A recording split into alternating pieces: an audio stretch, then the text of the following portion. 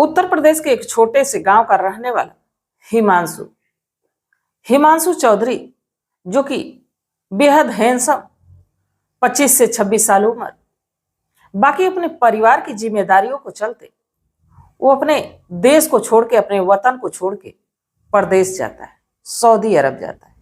और जब सऊदी अरब जाता है तो उसको गाड़ी चलाने का काम मिलता है, ड्राइवर की नौकरी मिलती है, जिसको बड़ी मेहनत से, बड़ी शिद्दत से, बड़ी लगन से करता है। बाकी जो हिमांशु की मालकिन होती है सोफिया, देखने में बेहद हसीन, बेहद खूबसूरत और साथ ही बड़े नए अंदाज में जीने वाली। वो वक्त वक्त पे जब गाड़ी में बैठ के जाती तो हिमांशु से कुछ ऐसे सवाल करती जिसके जवाब हिमांशु के पास नहीं होते। वो बड़ा सकचाते हुए, बड़ा शर्माते हुए बोलता, क्योंकि था तो एक ड्राइवर और ऊपर से एक निहायती सीधा साधा लड़का। बाकी एक दिन सोफिया हिमांशु को अपने घर बुलाती और कुछ नए अंदाज में उससे पेश आती और कहती है कि अभी मैं 10 मिनट में तैयार हो जा रही, तुम इंतजार करो, अभी मैं नहा के आ रही। इसके बाद सोफिया जब नहाने वॉशरूम जाती तो जानबूझ के आज अपना टॉवल बाहर ही छोड़ के जाती। कुछ देर के बाद हिमांशु को आवाज लगाती है कि हिमांशु, क्या तुम मेरा टॉवल दे दोगे? अब हिमांशु पहले तो संकोच करता है, बाकी अब मालकिन का आदेश था, टॉवल लेके सोफिया को देने जाता है। पर सोफिया आज ना जाने क्या ठान बैठी थी, टॉवल पकड़ने के बजाय वो हिमांशु का हाथ पकड़ती है। इसके बाद कुछ ऐसा होता है जिसकी कोई कल्पना ही नहीं कर सकता। तो आखिरकार इस कहानी में क्या होता है, इसको पूरा जानने के लिए हमारे साथ वीडियो में अंत तक बने रहिएगा। नमस्कार, मैं सावित्री यादव यस के क्राइम कथा में आप सभी का स्वागत करती हूँ। उम्मीद है यस के क्राइम कथा की सारी फैमिली अच्छी हो, अपना ख्याल रख रही हो। आज जिस कहानी को लेकर मैं आप लोगों के बीच हाजिर हूँ, बेहद हैरान कर देने वाली और साथ ही आप लोगों को आगे चल के बहुत ही रोमांचित भी करने वाली। तो इस कहानी में अंत तक बने रहिएगा। और आप लोगों से रोज की तरह एक गुजारिश, एक रिक्वेस्ट है कि अभी तक आप लोगों ने चैनल को सब्सक्राइब नहीं किया है तो चैनल को सब्सक्राइब कर लीजिए और एक लाइक जरूर कर दिया करिए, क्योंकि लाइक करने में ज्यादा समय जाता नहीं है, बस एक उंगली का सहारा लेना है। और आप लोगों के एक लाइक से हमारा हौसला बढ़ता है और हमारी यही कोशिश रहती है कि हम आप लोगों तक रोज नई कहानी पहुंचाते रहो। तो चलिए ज्यादा बात ना करते हुए आज की कहानी की शुरुआत करते हैं। दरअसल मैं बात कर रही हूँ उत्तर प्रदेश का एक छोटा सा गांव, जहां का रहने वाला हिमांशु। हिमांशु की उम्र 25 साल। हिमांशु के परिवार में हिमांशु के माता और पिता की ज्यादातर तबीयत खराब रहती, माँ हाउसवाइफ रहती और हिमांशु का बड़ा भाई मोहित, जो कि पढ़ने लिखने में बेहद तेज तर्रा, अपने ही इलाके से पोस्ट ग्रेजुएशन करता है। इसके बाद उसको नौकरी मिल जाती है, पूरे परिवार की जिम्मेदारी को देखने लगता है, सब कुछ अच्छा चलने लगता है। अब रुपए पैसे आने लगते तो मोहित सोचता है कि हिमांशु को भी पढ़ा लिखा के इस काबिल बना देंगे कि हिमांशु भी आगे चल के अपने परिवार की जिम्मेदारियों को उठा सकता है। जो हिमांशु के पिता रहते प्राइवेट नौकरी करते थे, जिससे कि अपने परिवार का गुजर बसर करते थे। पर जब ये मोहित नौकरी पा जाता है तो नौकरी छोड़ के घर पे बैठ जाते हैं, सारी जिम्मेदारी मोहित पे ही आ जाती है। माता पिता के दवा दारू का, घर के सारे खर्चों का और साथ ही हिमांशु के पढ़ाई का। पर हिमांशु था कि इसका पढ़ाई लिखाई में मन ही नहीं लगता, ज्यादा उसका ध्यान स्पोर्ट्स पे रहता, ज्यादा खेलने कूदने में वो अपना व्यस्त रहता। जैसे कुछ वक्त गुजरता है, अब इधर मोहित के लिए रिश्ते आने लगते हैं। अब मोहित के माता पिता ये सोचते हैं, हिमांशु के माता पिता ये सोचते हैं कि बड़े बेटी की शादी कर दी जाएगी तो घर में कोई आ जाएगी बहू, तो इन दोनों को खाना टाइम से मिलेगा, सब कुछ अच्छा चलने लगेगा। अब एक रजनी नाम की लड़की से मोहित की शादी हो जाती है। जब रजनी दुल्हन बन के घर में आती तो कुछ दिन तो अपने परिवार को बड़े अच्छे से ध्यान देती है, बड़े अच्छे से संभालती है। बाकी कुछ ही दिनों के बाद वो इन जिम्मेदारियों से मुंह मोड़ने लगती है। बार बार मोहित से कहती कि मैं नौकरानी नहीं हूं कि जो सारे लोगों को खाना बना के खिलाऊं, घर के झाड़ू पोछा करूं। मैं तुम्हारे लिए आई हूं और तुम्हारे साथ मैं अकेले रहना चाहती हूं। अब मोहित इस बात का फैसला नहीं कर पा रहा था कि आखिर वो करे तो करे क्या। अपने माँ बाप को छोड़े तो छोड़े कैसे। पिता की तबीयत खराब रहती, माँ बूढ़ी हो चली, और साथ ही हिमांशु जी अभी पढ़ाई कर रहा है। बाकी अब लगातार रजनी के तांडव बढ़ते जाते हैं, जिससे कि एक दिन मोहित के माता पिता ये कह देते हैं कि तुम अपनी पत्नी को लेके जा सकते हो। अब जैसे ही मोहित ये बात सुनता है, सोचता है कि घर का क्लेश खत्म करना है, घर के झगड़े खत्म करना है, तो रजनी को लेके दूर ही रहना ठीक होगा। इसके बाद मोहित रजनी को लेके दूर चला जाता है। अब हिमांशु और हिमांशु के माता पिता घर में रह जाते हैं। वक्त गुजरने लगता है। बाकी जैसे ही कुछ वक्त गुजरता है, अब चिंता के मारे हिमांशु के पिता की ज्यादा ही तबीयत खराब हो जाती है। हिमांशु कुछ करता नहीं रहता है, पैसे की तंगी आ जाती है। अपने भाई से बात करता है। बाकी जैसे ही भाई से बात करता है, मोहित से बात करता है, तो मोहित अपनी पत्नी रजनी से पूछता है। रजनी पैसे देने से मना कर देती है। मोहित फोन करता है और कहता है कि ऐसा है कि पैसा तो था, पर मैंने कुछ जमीन ले लिया, उसमें पैसे खर्च हो गए, मेरे पास पैसे तो नहीं। अब इस पे हिमांशु बड़ा परेशान होता है, उसके माता पिता बड़े परेशान होते हैं। बाकी जो हिमांशु की माँ होती है, वो कहती है कि देखो बेटा, अब अपनी जिम्मेदारियों को समझो, अपना काम काज तुम तलाशो और करो, ताकि कम से कम पिता की दवा तो आ सके। हिमांशु भी बड़ा चिंतित होता है।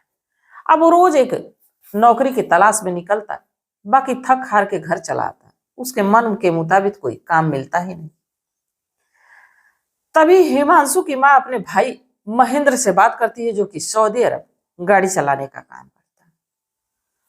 वो कहते हैं कि मैं चाहती हूँ कि हिमांशु के लिए कोई नौकरी तलाशो और हिमांशु को भी सऊदी अरब बुलाओ, ताकि घर की जो तंगी है, जो परेशानी हो, दूर हो। और इधर हिमांशु से भी बात करती है। कुछ ही समय के बाद इसका वीजा, इसका पासपोर्ट आता है।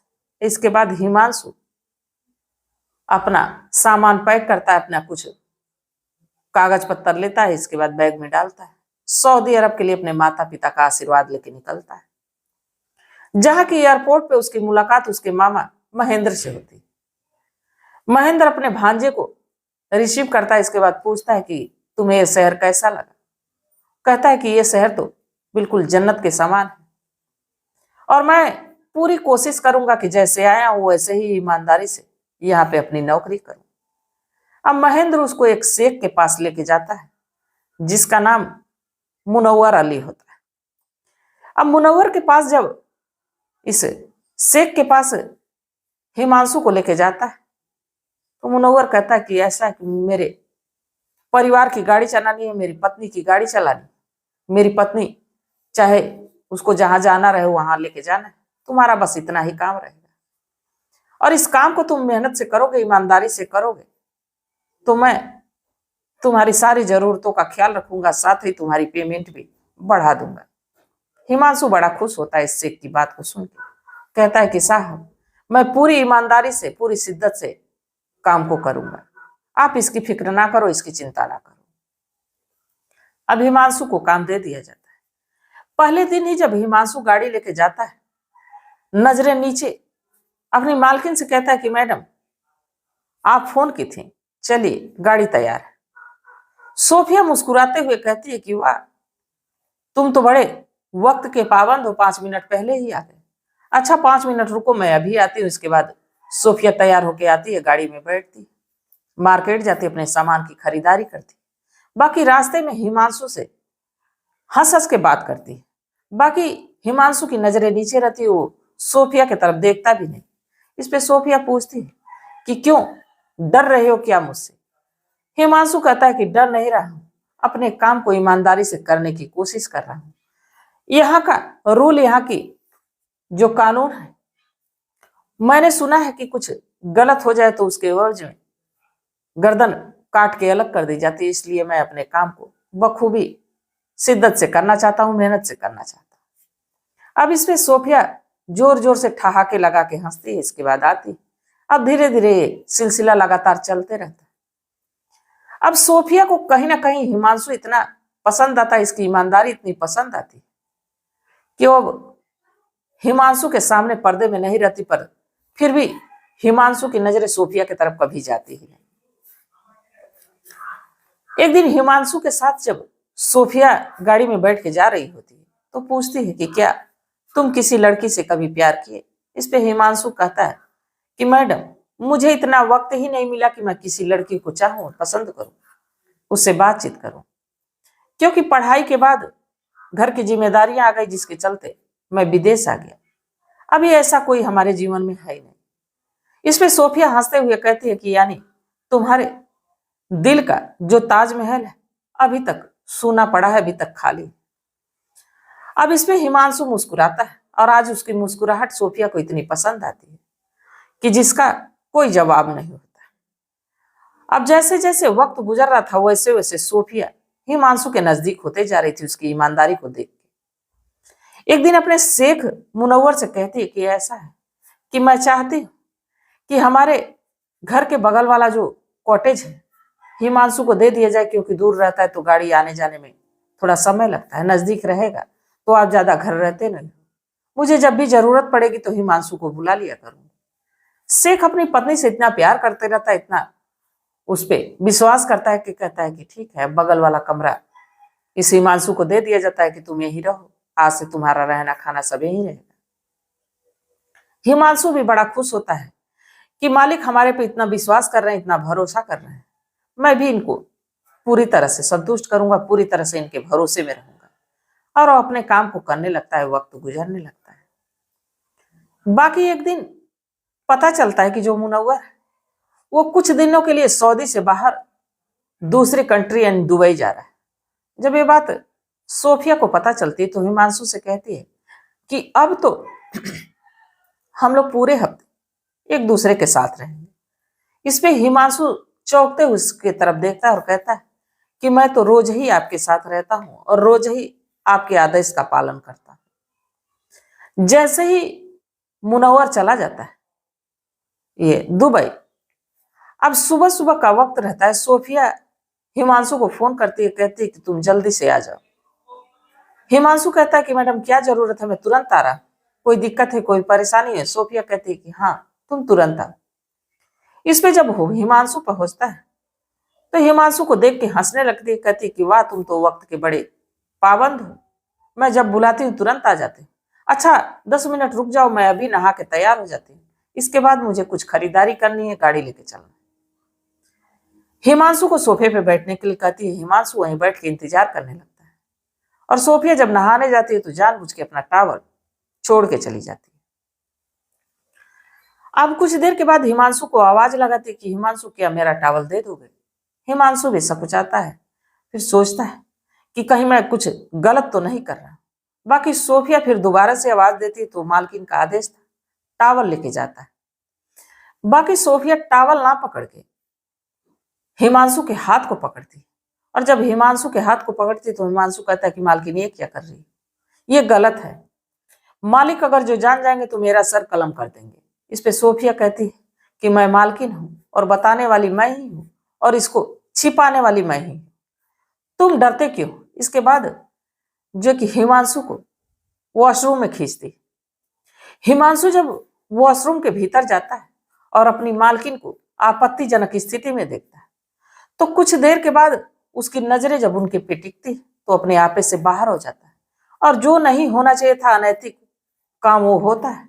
इस सोफिया और इस हिमांशु के बीच संबंध बन जाता है और जब ये एक बार सिलसिला शुरू हुआ तो फिर ये दौर ऐसे ही चलता रहता है, सिलसिला चलता रहता है, ये थमने का नाम नहीं लेता। अब 3 से 4 दिन का वक्त गुजर जाता है, हिमांशु और सोफिया एक दूसरे के इतने नजदीक आ जाते हैं कि अब हिमांशु भी ना चाह के इसको रोक नहीं पा रहा था, ये जान रहा था कि ये गलत है, फिर भी इस काम को वो बार बार किए जा रहा था।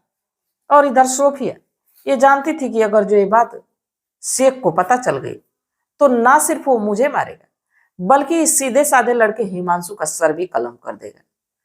बाकी फिर भी सोफिया अपने आप को रोक नहीं पा रही थी। सोफिया भी एक 25 से 26 साल की लड़की रहती है, देखने में बेहद हसीन, बेहद खूबसूरत, और जो शेख रहता है जिसकी उम्र लगभग 50 साल रहती है, जो फिजिकल सुख सोफिया को हिमांशु दे पा रहा था, वो शायद वो शेख नहीं दे पा रहा था। अब इसी के चलते हिमांशु के नजदीक सोफिया हो जाती है। अब वक्त गुजरते रहता है, बाकी देखते ही देखते 1 हफ्ते का वक्त कब गुजर जाता है ये सोफिया को भी पता नहीं चलता, हिमांशु को भी पता नहीं चलता। 1 हफ्ते के बाद जब शेख आता है तो उसकी नजर हिमांशु से हटी नहीं रही थी, क्योंकि आज वो जब हिमांशु को देख रहा था तो हिमांशु को भी समझ में आ रहा था कि कहीं शेख मेरे पे शक तो नहीं कर रहा। वो सहमा सा, डरा सा, और बार बार शेख उसको निहार रहा था, और साथ ही अपनी पत्नी सोफिया जो कि चंचल स्वभाव की रहती है उसको देखता है खिलखिला रही, बेहद खुश है। अब इन बातों को वो बहुत ध्यान से केयर कर रहा था, जिससे कि अब हिमांशु डर रहा था, और हिमांशु के डर का सबब भी सही ही था। अब 1 से 2 दिन का समय गुजरता है, हिमांशु करवटें बदलते रहता है, हिमांशु को नींद नहीं आती। तभी मौका देख के एक दिन देखता है कि शेख नहीं, तो सोफिया के करीब जाता है और सोफिया से कहता है कि मुझसे बहुत बड़ी गलती हो गई, मुझसे बहुत बड़ा गुनाह हो गया, जिसकी सजा मुझे कभी भी मिल सकती है। अब इस पे सोफिया कहती है कि ऐसी कोई बात नहीं, मैं भी तुम्हारे नजदीक आने के लिए, मैं भी तुम्हारे पास आने के लिए बिल्कुल तड़प रही हूँ, बेचैन। और जब तक मैं नहीं कुछ कहूंगी तब तक शेख को किसी बात की जानकारी ही नहीं होगी, तुम चिंता क्यों करते हो।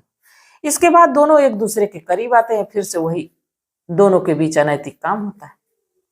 बाकी आज हिमांशु जिस तरह उसको 1 हफ्ते सुख दिया था वो सुख दे नहीं पाता है, क्योंकि वो डर रहा था, वो सहमा हुआ था कि कहीं इस बात की भनक शेख को ना लग जाए।